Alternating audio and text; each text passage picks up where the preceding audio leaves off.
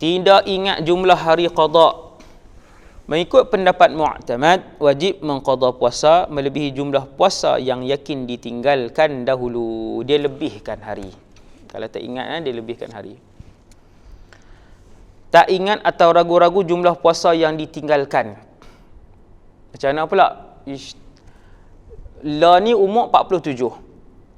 Start kahwin tak tinggal puasa. Alhamdulillah. Banyak orang barakah perkahwinan. Makin elok. Ada orang kahwin pun tak berubah sampai akhir hayat. Inna lillahi wa inna ilaihi raji'un. Inna lillahi wa inna ilaihi raji'un. Tapi tuan-tuan, banyak yang saya tengok, alhamdulillah, selepas berkahwin, lelaki atau perempuan makin lama berubah sikit-sikit. Subhanallah, no? Barakah perkahwinan. Dia umur 47. Dulu ni duk tinggal puasa lah. Dia ingat umur belah-belah ni 18, 16 waktu duk angkat tayar, makan tepi sungai apa semua ni kan. Tapi apa hari tak ingat. Orang yang tidak ingat atau ragu-ragu jumlah puasa yang ditinggalkan, dia hendaklah mengiranya sejak dia meninggalkannya sejak baligh. Maka dia kena kira sejak dia baligh. Baligh umur apa? Dia kata baligh, ingat lagi. Dia kata waktu tu tingkatan 2. 14. Start pada situ. Start pada situ okey. No. Kalau orang tu dia kata contoh dia kata tak ingat langsung tak ingat sebab tak semayang lah sampai umur 20 tak semayang, balik ke keluar apa ke tak pernah ambil tahu. Macam mana? Umur 11 ke dia balik, umur 10 ke, umur 19 teruk sangat. Kan, umur 12 ke 13 ke, umur apa dia kata tak ingat langsung, tak pernah ambil tahu semayang dak, puasa dak. Maka bila orang yang tak tahu tak ingat ni, dia kena ambil umur 15. Karena di sisi mazhab Syafi'i, seseorang yang tak keluar mani, orang lelaki yang tak keluar air mani daripada umur 9, 10, 11, 12, 13, 14 sampai umur 15 tak keluar air mani, maka 15 tu dia dikira baligh walaupun tak keluar mani. Sebab tu nak sabit baligh, kalau orang lelaki-lelaki sama ada keluar air mani, tapi kalau tak keluar air mani cukup umur 15 tahun qamariyah, bukan syamsiah, 15 tahun qamariyah. No, lebih kurang 14 tahun berapa bulan 14 tahun berapa bulan? 3 bulan ke 14 tahun, kena kira balik lah kan. 14 tahun 7 bulan macam tu lah, lebih kurang. No, ikut qamariyah. Qada dahulu baru bayar fidyah. Boleh tak?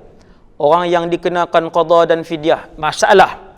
Siapa-siapa yang wajib ke atas dia qada dan fidyah, apa dia nak buat dulu? Mana yang dia nak buat dulu?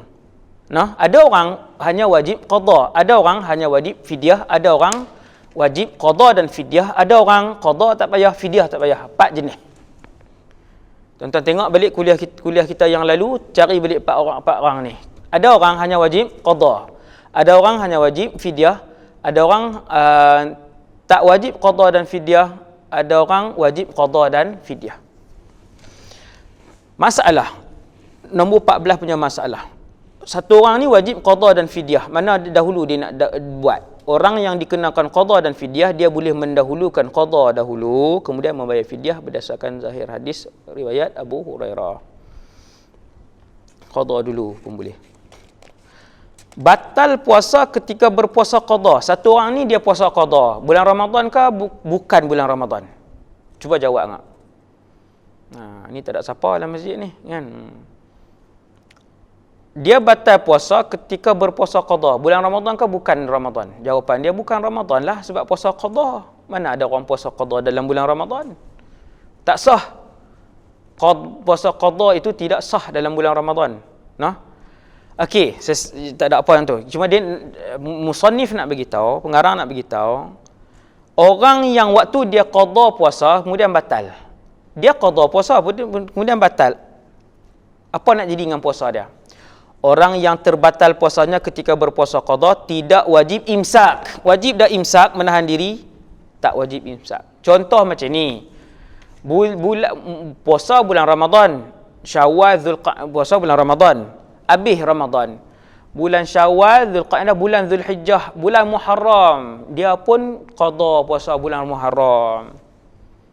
Qada puasa dia ada tinggal puasa Ramadan, dia pun qada. Waktu duk tengah qada itu, tiba-tiba terbatal puasa dia. Kan? Terbatal puasa dia. Terbatal puasa dia nak kena imsak ke tak kena imsak? Jawapan dia tak kena imsak. Dia tak sama macam hukum puasa Ramadan. Terbatal, makan terus ya. 2 pinggan terus ke, 3 ke, tak kisahlah. Okey dah. Kemudian menggabungkan puasa qada dengan puasa sunat. Apa hukumnya?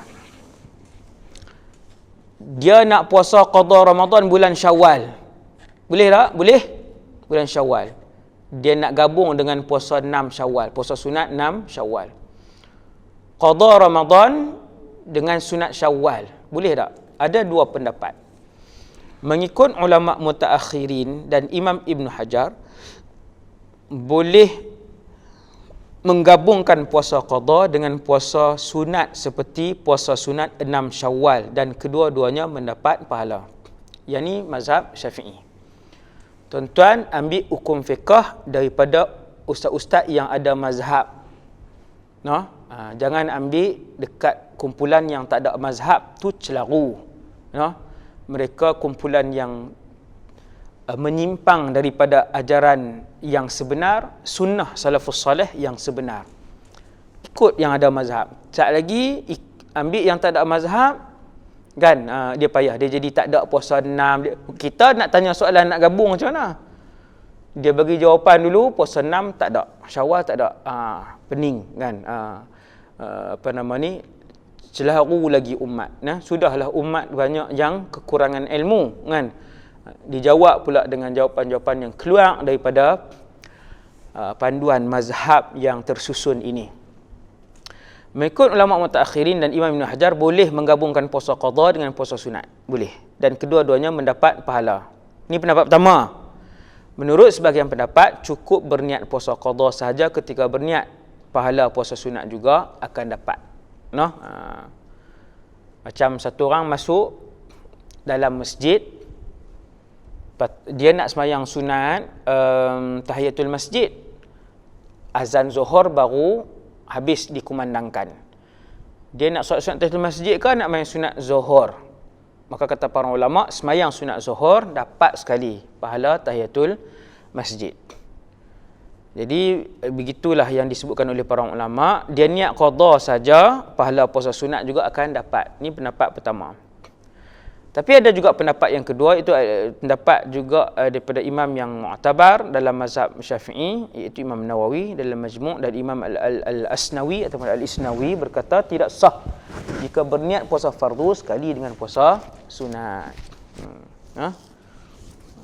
Jadi boleh untuk mengambil mana-mana fatwa. Gabung puasa qada dengan puasa kafarah.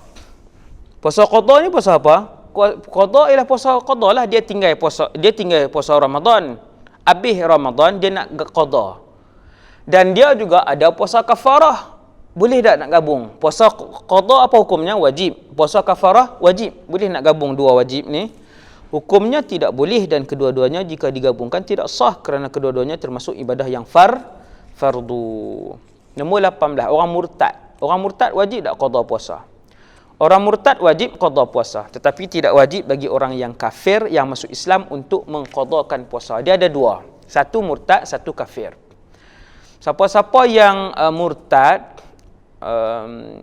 wal-iyadhu billah, contohnya dia murtad, lepas tu orang pun pergi ziarah apa semua, bagi nasihat, apa panggil ustaz-ustaz mai bincang apa semua, 18 hari tak puasa Ramadan. Wajib tak qada 18 hari? Wajib puasa. Wajib qada. Kalau orang baru masuk Islam, umur 51 masuk Islam, wajib qada tak puasa daripada umur 15? Tak wajib qada kalau baru masuk Islam.